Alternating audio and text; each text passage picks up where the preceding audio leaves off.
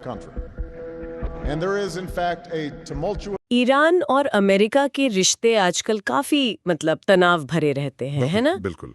1969 की क्रांति से लेकर वो एक्सिस ऑफ ईविल वाला लेबल, फिर परमाणु समझौता। हाँ, और फिर अमेरिका का उससे हट जाना, ये सब तो हाल की बात है। सही, पर ये जो कड़वाहट है, इसकी जड़ें असल में बहुत गहरी हैं, खासकर 1953 का वो तख्ता पलट। बिल्कुल, आज हम उसी पर थोड़ी गहराई से बात करेंगे। ईरान अमेरिका संबंध, कटुता का इतिहास के कुछ हिस्सों के आधार पर समझने की कोशिश करेंगे कि ये दुश्मनी यहाँ तक कैसे पहुंची। हाँ, और इसकी शुरुआत होती है 20वीं सदी में, जब ब्रिटेन का ईरान के तेल पर, तब के फारस के तेल पर पूरा नियंत्रण था। अच्छा। हाँ, 1901 में एक ब्रिटिश उद्योगपति थे, विलियम नॉक्स डार्सी। उन्हें एक गजब का समझौता मिला। क्या था उसमें? 60 साल के लिए ईरान के लगभग सारे तेल को निकालने, लाने ले जाने और बेचने का पूरा अधिकार। 60 साल। और ईरान को क्या मिला? बस 16% मुनाफा और कुछ नकद रकम। सीधी सी बात है, अपने ही खजाने पर हक नहीं था। ये तो बहुत अजीब है। इतना बड़ा सौदा कैसे हो गया? उस वक्त ईरान की हालत थोड़ी कमजोर थी। फिर 1908 में मस्जिद सुलेमान में बहुत बड़ा तेल भंडार मिला और तब ब्रिटिश सरकार ने ये पूरा अधिकार खरीद लिया और बना दी एंग्लो फारसी ऑयल कंपनी। यही बाद में बीपी बनी। अच्छा, बीपी। और पहले विश्व युद्ध में तो शायद ये तेल बहुत जरूरी था। हाँ, ब्रिटिश नौसेना तो पूरी तरह इसी तेल पर चलती थी। चर्चिल ने खुद कहा था कि ये कितना जरूरी है। तो ये सिलसिला लगभग 50 साल चला। लेकिन 50 साल बाद, दूसरे विश्व युद्ध के बाद, कुछ तो बदला होगा। बिल्कुल, ईरान में राष्ट्रवाद की लहर उठी। लोग अपने संसाधनों पर अपना हक चाहने लगे। मार्च 1951 में प्रधानमंत्री रज़मारा की हत्या हो गई। वो तो शायद राष्ट्रीयकरण के खिलाफ थे। हाँ, वो इसके सख्त खिलाफ थे।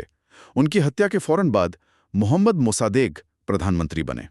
वो एक बड़े राष्ट्रवादी नेता थे। और उन्होंने आते ही तेल का राष्ट्रीयकरण कर दिया, मई 1951 में। हाँ बिल्कुल, ईरानी संसद ने तेल उद्योग का राष्ट्रीयकरण कर दिया। मोसादेग का वो भाषण भी बहुत मशहूर है कि इस पैसे से हम गरीबी और बीमारी से लड़ेंगे।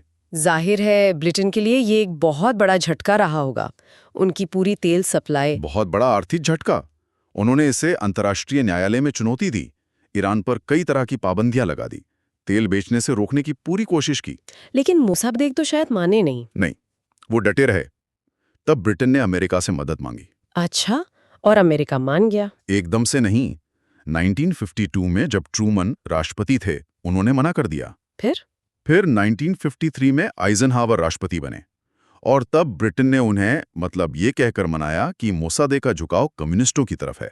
शीत युद्ध का डर दिखाया। ओह, तो कम्युनिज्म का डर दिखाकर। हाँ, और ये अमेरिका की जो नई एजेंसी थी CIA, उसका पहला बड़ा विदेशी ऑपरेशन था ये। तो CIA और ब्रिटिश MI6 ने मिलके ये तख्ता पलट करवाया। कैसे किया उन्होंने ये? और उन्हें शाह के जो समर्थक थे उनका इस्तेमाल किया। तेहरान में पैसे बांटकर प्रदर्शन करवाए, हिंसा भड़काई। एक चुनी हुई सरकार के खिलाफ। हाँ, मोसादेग समर्थक अखबारों के दफ्तर जलाए गए, माहौल खराब किया गया। फिर सेना ने जनरल जाहिदी के नेतृत्व में मोसादेग को गिरफ्तार कर लिया और शाह वापस आ गए। हाँ, जनरल जाहिदी नए प्रधानमंत्री बने और शाह मोहम्मद रजा पहलवी को पूरी सत्ता वापस मिल गई। तो एक तरह से ईरान में लोकतंत्र का रास्ता बंद हो गया। मोसादेग का क्या हुआ? उन्हें पहले जेल हुई, फिर जिंदगी भर घर में नजरबंद रखा गया। ईरान एक संवैधानिक राजतंत्र बनने की जगह सीधे शाह की तानाशाही बन गई। और यहीं से अमेरिका के खिलाफ वो गुस्सा शुरू हुआ। हाँ, यहीं से वो गहरी कड़वाहट की शुरुआत हुई।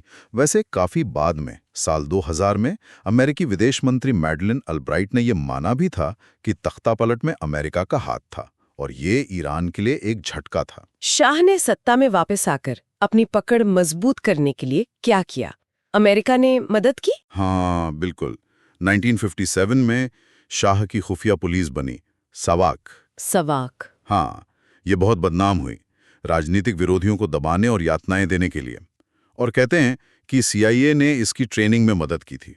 तो एक तरफ शाह का दमन, दूसरी तरफ अमेरिकी दखल, ये गुस्सा तो बढ़ता ही गया होगा। अंदर ही अंदर सुलगता रहा। और फिर भी देखिए, 1977 में अमेरिकी राष्ट्रपति कार्टर ईरान को स्थिरता का द्वीप कह रहे थे। हाँ, ये तो कमाल है, क्योंकि अगले ही साल तो क्रांति हो गई। बिल्कुल, 1979 में इस्लामी क्रांति हुई, शाह को भागना पड़ा, अयातुल्ला खुमैनी वापस आए और अमेरिका ईरान दुश्मनी का एक नया और शायद ज्यादा कड़वा दौर शुरू हुआ। और वो दुश्मनी आज तक चली आ रही है।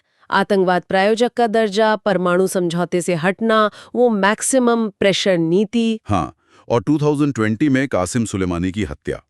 उस वक्त ईरान के राष्ट्रपति रूहानी ने इसकी तुलना सीधे 1953 के तख्ता पलट से की थी। ये तुलना ईरान में बहुत मायने रखती होगी, है ना? नीति की वजह से हुआ, उसने अमेरिका ईरान रिश्तों को हमेशा के लिए बदल दिया और विश्वास इतना गहरा हो गया कि आज भी उसका असर दिखता है। बिल्कुल, और स्रोत भी यही दिखाते हैं कि ईरान में इसे अमेरिकी हस्तक्षेप के एक बड़े उदाहरण के तौर पर देखा जाता है और मोसादेक को एक नायक की तरह, जिसे अमेरिका ने हटवा दिया। तो आखिर में एक सवाल सोचने लायक है, क्या इस पूरे इतिहास को समझने से आज की जो खबरें आती हैं ईरान और अमेरिका को लेकर, उनको देखने का नजरिया कुछ बदल सकता है? या फिर ये कि क्या तेल सुरक्षित करने का वो छोटा तात्कालिक लक्ष्य दशकों तक चलने वाली इस दुश्मनी के लिहाज से सही था? सोचने वाली बात।